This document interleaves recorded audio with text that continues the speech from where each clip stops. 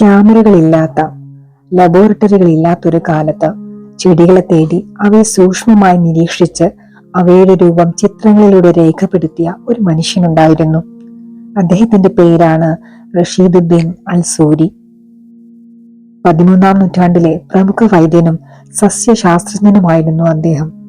ലഭ്യമായ ജീവചരിത്ര വിവരങ്ങൾ പ്രകാരം ഏകദേശം 1177 ഹിജറ 573 ഇന്നത്തെ ലബനോനിലെ ചരിത്രപ്രസിദ്ധ നഗരമായ ടയറിലായിരുന്നു റഷീദുദ്ദീൻ അൽ സൂരിയുടെ ജനനം.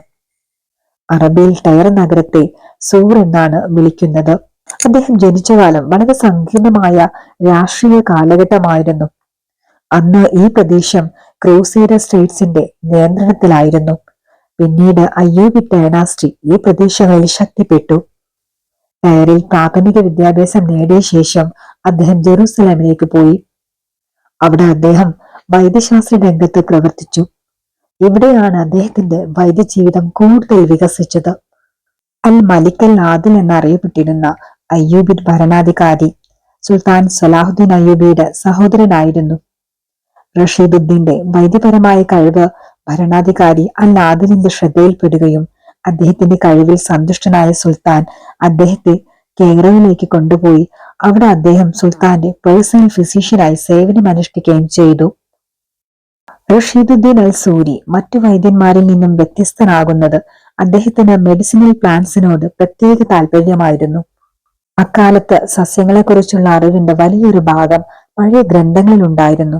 പക്ഷെ അൽ സൂരി പുസ്തകത്തിൽ എഴുതിയിരിക്കുന്നത് മാത്രം വിശ്വസിക്കാതെ സസ്യത്തെ നേരിട്ട് കണ്ട് സസ്യങ്ങളെ അവരുടെ സ്വാഭാവിക ആവാസ വ്യവസ്ഥയിൽ നിരീക്ഷിക്കുകയും അവയുടെ രൂപം രേഖപ്പെടുത്തുകയും ചെയ്തു. അദ്ദേഹത്തിന്റെ പ്രവർത്തനത്തിലെ ഏറ്റവും പ്രശസ്തമായ ഭാഗമാണ് ബോട്ടണിക്കൽ ഇല്ലുസ്ട്രേഷൻസ്. സസ്യങ്ങളുടെ ചിത്രങ്ങൾ വരയ്ക്കാൻ കലാകാരന്മാരെ ഉപയോഗിച്ചു. റഷീദുദ്ദീൻ അൽ സൂരിയുടെ പ്രധാന രചനകളിൽ ഒന്നാണ് കിതാബുൽ നദവിയ അൽ മുഫ്രദ. അൽ മുഅദ്ദം രാജാവിന്റെ കാലത്താണ് ഈ ഗ്രന്ഥം രചിക്കുന്നത്. അതുവരെ കണ്ടെത്താത്ത 500ഓളം മെഡിസിനൽ പ്ലാന്റ്സിനെ കുറിച്ചും അവയുടെ വകഭേദങ്ങളെ കുറിച്ചുമാണ് ഇതിൽ വിശദീകരിക്കുന്നത്. 1241 റഷീദുദ്ദീൻ അൽ സൂരി ഈ ലോകത്തോട് വിട പറഞ്ഞു. പക്ഷേ അദ്ദേഹത്തിന്റെ അറിവിന്റെ യാത്ര അവിടെ അവസാനിച്ചില്ല. പൂക്കളിലും ഇലകളിലും ഔഷധ സസ്യങ്ങളിലും അദ്ദേഹം കണ്ടെടുത്ത അറിവ് ചിത്രങ്ങളിലൂടെയും രേഖകളിലൂടെയും കാലത്ത് മറികടന്നു. നൂറ്റാണ്ടുകൾക്ക് മുമ്പ് ഒരു സസ്യത്തെ വെറുതെ നോക്കാതെ അതിനെ ശ്രദ്ധിച്ച് തിരിച്ചറിഞ്ഞ് അതിന്റെ ഓരോ മാറ്റവും രേഖപ്പെടുത്തിയ വൈദ്യനായിരുന്നു അദ്ദേഹം.